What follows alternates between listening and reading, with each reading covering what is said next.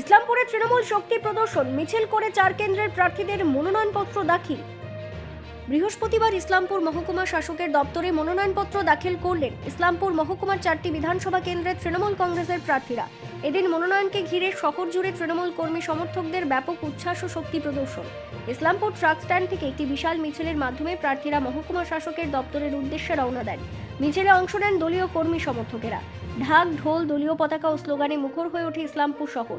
এদিন চোপড়া বিধানসভা কেন্দ্রের প্রার্থী হামিদুল রহমান, ইসলামপুর বিধানসভা কেন্দ্রের প্রার্থী কানাইয়ালাল আগরওয়াল, গোয়ালপুকুর 1 নম্বর ব্লকের প্রার্থী গোলাম রব্বানি এবং গোয়ালপুকুর 2 নম্বর ব্লকের প্রার্থী মিনাজ আরফিন আজাদ মনোনয়নপত্র দাখিল করেন। মনোনয়ন জমা দেওয়ার পর তৃণমূল নেতৃত্বরা জানায়, উন্নয়নই তাদের প্রধান ইস্যু।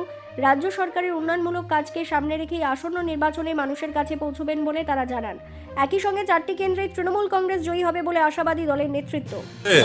দল আমাদের অনেক বিধিনিষেধ করে দেয় যে বিজয় মিছিল করা যাবে না, এইভাবে এত লোককে মিছিল করা যাবে না।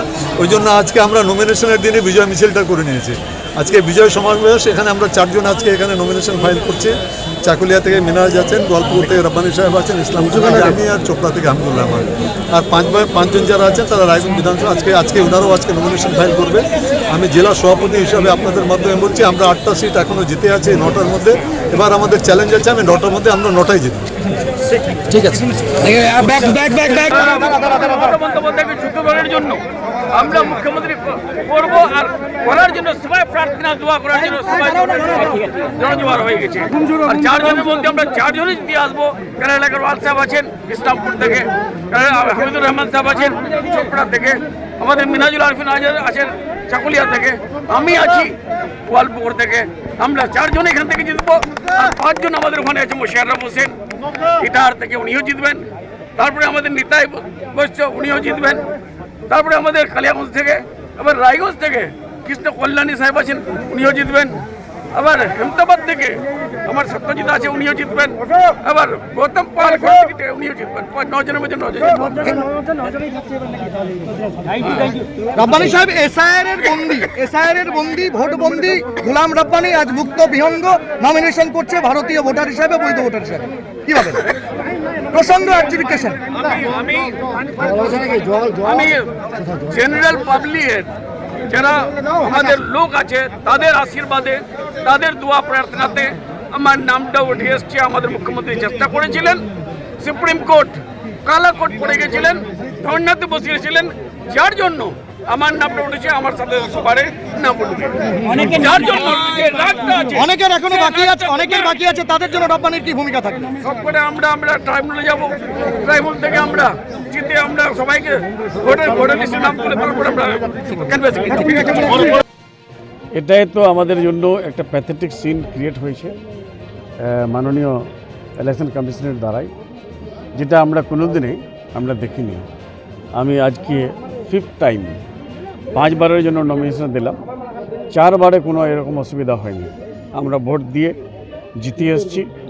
কিন্তু এবার এসিআইয়ের যেটা চক্রান্ত, আমাদের ভোটার্স চয়েস করে ক্যান্ডিডেটকে, কিন্তু এবার আমি দেখলাম একটা পার্টিকুলার পার্টি বিজেপি এসিআইকে ব্যবহার করে যেভাবে ভোটারদের নাম দিয়ে বাদ দিয়েছে, এটা কল্পনার বাইরে। কোনোদিনই আমরা শুনিনি যে 78,000 ভোটার লিস্ট থেকে নাম বাইর হবে। কোনোদিন আমরা শুনিনি যে আগে 60 লক্ষ ভোটার বাদ হলো, এবার 60 লক্ষ 62 লক্ষ ভোট অ্যাডজুডিকেশনে চলে গেল সারা রাজ্যতে। যার জন্য আমরা যেগুলো ভোটার বাকি আছে, যেটা উঠানো হয়নি, আমরা মমতা বন্দ্যোপাধ্যায়কে, আমাদের মাননীয় মুখ্যমন্ত্রী, আমরা ধন্যবাদ দিচ্ছি যে উনি যদি কালা কোর্ট পড়ে যদি সুপ্রিম কোর্ট না যেতেন, তো আজকে আমিও ভোট নমিনেশনটা ফিল আপ করতে পারতাম না। আমারও নাম ছিল। আমি অবাক হয়ে গেলাম, আমার নামটা নিয়ে অত ষড়যন্ত্র, অত কনস্পিরেসি কেন, কী জন্য? ওরা ভেবেছিল গতবার ইনি 74,000 ভোট থেকে জিতেছে, 78,000 ভোট আমরা বাদ দিয়ে দিই, ইনি হেরে যাবে।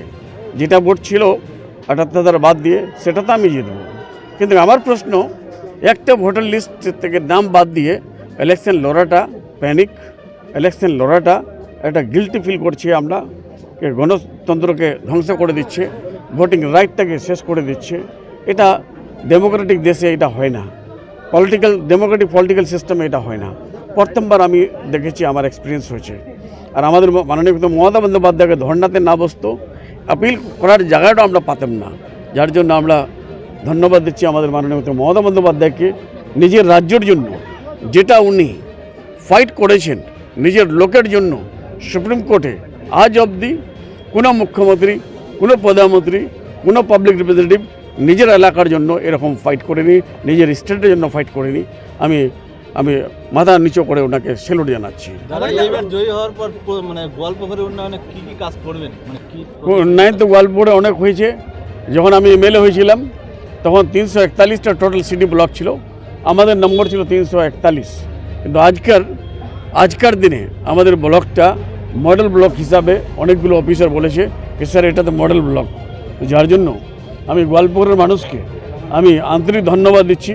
এই গোয়ালপুরের মানুষের যেদিন আমি সবকটা ভোট আমি তুলে দিতে পারবো, সেদিন আমি স্যাটিসফাইড হব আর আমাকে ভালো লাগবে। নবান্নতে গোয়ালপুকুর কলেজ চাই, কি বলবেন?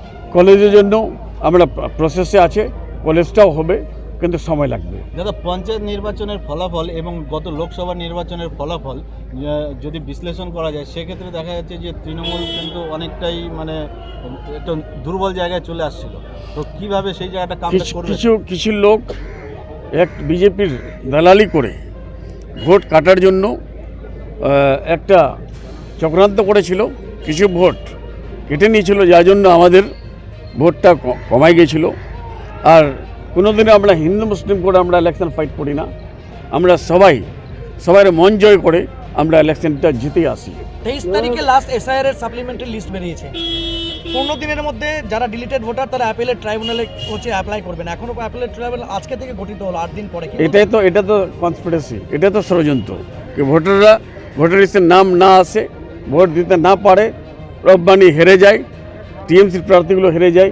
এটা কিন্তু যারা ভোটার লিস্টের নাম আছে যাদের, তারা কিন্তু রেগে এবার আমাদেরকে সবাই ভোট দিবে। মমতা ব্যানার্জির উন্নয়নকে দেখে, লক্ষ্মীর ভাণ্ডারকে দেখে, কন্যাশ্রী রূপশ্রীকে দেখে, স্বাস্থ্যসাথী কার্ড দেখে, আবার যুবসাথী আর জমিহীন ক্ষতিপূরণ দেখে আমরা ভোট পাবো। আর সবকটাই আমরা জিতে আসবো। আমি তো বলছি 260 থেকে 70 আমরা এবার নিয়ে আসবো। আর নিয়ে আসে চতুর্থবারের জন্য আমাদের মাননীয় মমতা বন্দ্যোপাধ্যায়কে আমরা মুখ্যমন্ত্রী করব। দাদা, একটা বিষয় যেটা দেখা যাচ্ছে, এটা বিজেপির একটা ভোট ডিভিডেন্ডের একটা থাকে, ষড়যন্ত্র থাকে। যারা সংখ্যালঘু ভোটটাকে টার্গেট করে কয়েকজন প্রার্থী দিয়ে দিচ্ছে, এটাতে ক্ষতি কার হচ্ছে? আমাদের ক্ষতি হচ্ছে না, ক্ষতি হচ্ছে বিজেপি সম্বন্ধে সবাই জেনে নিয়েছে যে বিজেপি দেশকে বিক্রি করছে, যে দেশের সব কিছু বিক্রি করার জন্য রেডি হয়ে প্রসেসে আছে। আগামী দিনে আমাদের দেশ, আমরা যে দেশে বসবাস করি, আমরা অবাক হয়ে যাচ্ছি। 220 লক্ষ কোটি টাকার মতো ঋণ হয়ে গেছে, জিডিপি থেকে ঋণটা বেড়ে গেছে। আর সবকটা লোকের পর একটা বাচ্চা জন্ম নেয়, তো 5 লক্ষ থেকে বেশি ঋণ নিয়ে জন্ম হয়। আর আমাদের বাংলাকে ঋণের ভাগিদার আমরা হব। একটা বাচ্চা বাংলাতে জন্মালে 5 লক্ষ থেকে বেশি টাকা দিয়ে আবার ওর জন্ম হচ্ছে, কিন্তু ওই ঋণের যেটা নিচ্ছে সেটা আমরা ওটা ফেরত পাচ্ছি না। সেন্টার আমাদেরকে টাকা দিচ্ছে না। 4 লক্ষ কোটি টাকা বাজেট, 2 লক্ষ কোটি টাকা আটকে রেখেছে। এমজিএনের যে টাকা বন্ধ রেখেছে, তারপরে আমাদের বাংলা আবাস আমরা স্টার্ট করেছি, পিএমওর টাকা বন্ধ রেখেছে। সব টাকা বন্ধ করে শুধু ইনকোয়ারির মতো ইনকোয়ারি, তাও কিন্তু বাংলাকে ও থামাতে পারবে না। যতই করো হামলা, এবার জিতবে বাংলা। উত্তর দিনাজপুর থেকে এমডি আলমের রিপোর্ট, বিগ নিউজ বাংলা।